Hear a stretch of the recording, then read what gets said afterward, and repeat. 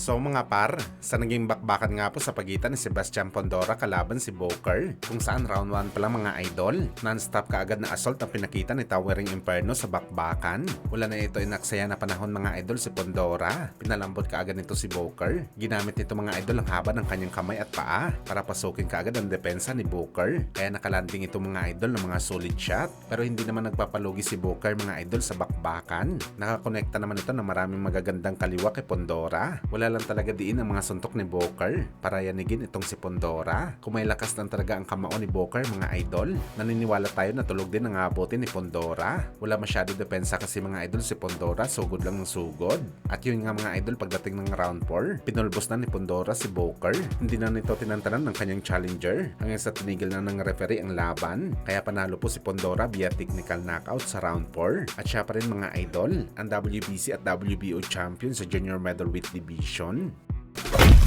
Samantala matapos nga po natin makita ang laban ni Sebastian Pandora kalaban ni Booker, walang halong bias mga idol. Kung lumaban ngayon si Pacman sa prime nito sa 154 pounds, masasabi talaga natin na easy work lang talaga si Pandora sa Pinoy Legend. Malayo at ibang level talaga si Pacman. Nung naging kampiyon ito sa junior middleweight kalaban si Margarito, sakaling Pandora at Pacman ang bakbakan mga idol, easy unified champion ang ating fighting senator dito.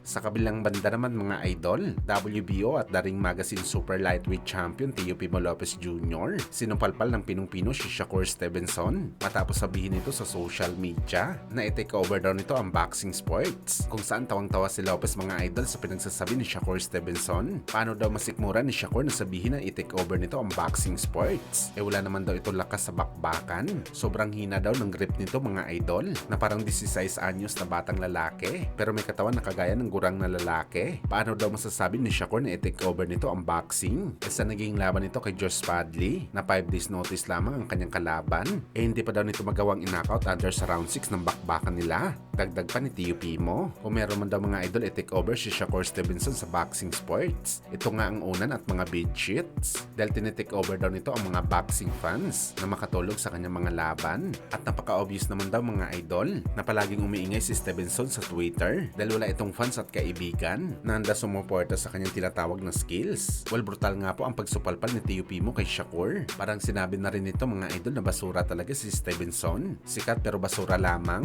At dahil dito mga idol, agad naman hinamon ni Shakur si Lopez sa laban para makaganti daw ito sa ribat ni Teo Pimo. Pero dahil sa mga pahayag na to ng kampiyon mga idol, malabo ito na kumasa sa laban kay Shakur Stevenson. Yo, your average strength is a 60-year-old boy in a grown man body. Somebody make it up. I can't make it up.